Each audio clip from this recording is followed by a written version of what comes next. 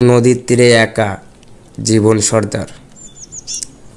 অনেক নদীর তীরে আমি একাই গিয়েছি। কেন? এ প্রশ্নের উত্তর একটাই, প্রকৃতি পড়ুয়া হব বলে।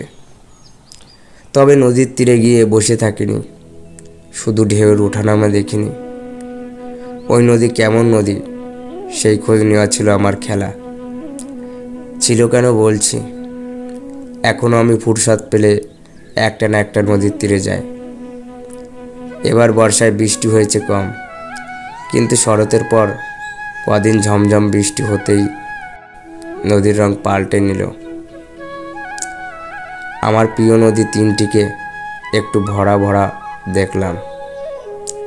ইছামতির তীরে বসার সুযোগ ছিল না, তাই পশ্চিমে দামোদরের তীরে আমার প্রিয় ঘাট খাদিনানের পথে পাড়ি দিলাম। ওই ঘাটে যাবার দুটি পথ, একটি বাঁধের উপর দিয়ে হেঁটে হেঁটে, অন্যটি নৌকায়। আমি হেঁটে যাওয়া ভালোবাসি, আর সেটা হবে জলের কিনার ধরে। কিন্তু সেদিন মহিষরেখা ঘাটে একটা ডিঙি পেয়ে গেলাম। সেই ডিঙির মাঝিকে আমি খুব চিনি। সে বলল, এবার কি মনে করে? চৈত্র মাসেই তো এসেছিলেন, তখন ছিল শুকনোকাল। দামোদরে তখন অন্যরূপ, আর তীর ধরে সবজি ফসল ছিল দেখার মতো। আর এখন জল ভরা নদী দেখতে এসেছি। আমার উত্তর সোজা। দামোদরের উপর বোম্বে রোডের পুলের কাছে মহিষবাথান। আমার পক্ষে সেখানে পৌঁছে যাওয়া কঠিন নয়, তাই একই নদীকে ভিন্ন ভিন্ন ঋতুতে দেখতে যাই। দেখে দেখে শিখি নদীর নানান রকম দশা। ডিঙিতে বসে মাঝিকে বললাম, মনু, নৌকা খুলতে হবে না, এসে বসি। দুজনে নদীর কথা বলি। মনু আমার মুখোমুখি বসল। বললাম, দামোদরে এখন জোয়ার ভাটা খেলে না? রূপনারায়ণ, ইছামতি দুই নদীতে জল বাড়ে কমে, জোয়ার ভাটা হয়। ভাটা তো লেগেই আছে, উপরে বাঁধের জল ছাড়লেই হৈ হৈ করে জল নেমে আসে, নইলে ভাটায় ঢিলা থাকে। কিন্তু জোয়ারের জল কেরামতি দেখাতে পারে না। কেন? কেন আবার? নদীর মুখে গেট আছে না? ওই গেট দিয়ে গঙ্গার জল আসা যাওয়া ঠিক হয়। ঠিক তা দেখেছি আমি, কিন্তু তাতে অসুবিধা কি? চাষের কাজ, মাছ ধরার কাজ, এসব তো কমতি হয় না। মনু চুপ করে আমার কথা শুনছিল। আমার নজরে পড়লো একটা সাদা কালো মাছরাঙা। একটি মাছরাঙা ফটকা চুপচাপ নদীর তীরে ঝুঁকে থাকা একটি ডালের উপর এসে বসল।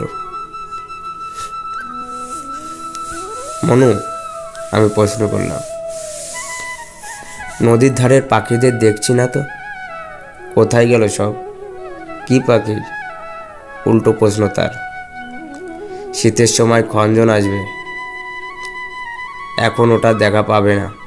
কাদা কোচা সেগুলো হয়তো শীত পড়তে না পড়তেই হাজির হবে, কিন্তু বালিহাঁস এদিকে শীতেও দেখবে না। কেন?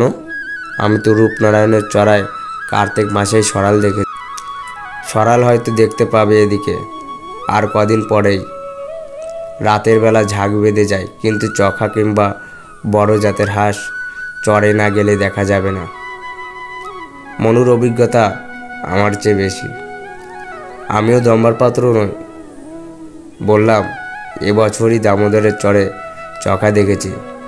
অবাক। সে বলল, কোথায় কোথায়? দামোদরের চরে, ওই যে আসানসোল থেকে আদ্রা যাবার লাইনে দামোদরের উপর দামোদর স্টেশন, সেখানে। নদী খুব চওড়া বটে, তবে জল নেই।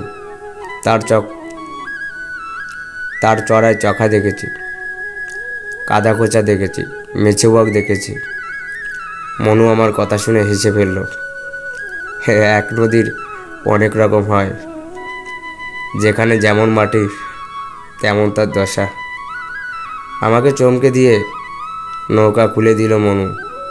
এবার তীরের গাছপালা, মাটির রং, এমনকি বছর বছর পলে জমে যে স্তর পড়েছে তার দেখা পাবো।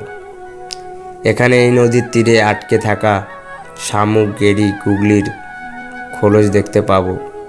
এবার ওপারের পাখির, প্রজাপতির চলাচল দেখতে পাবো। এখন আর কথা নয়, শুধু এক মনে দেখা।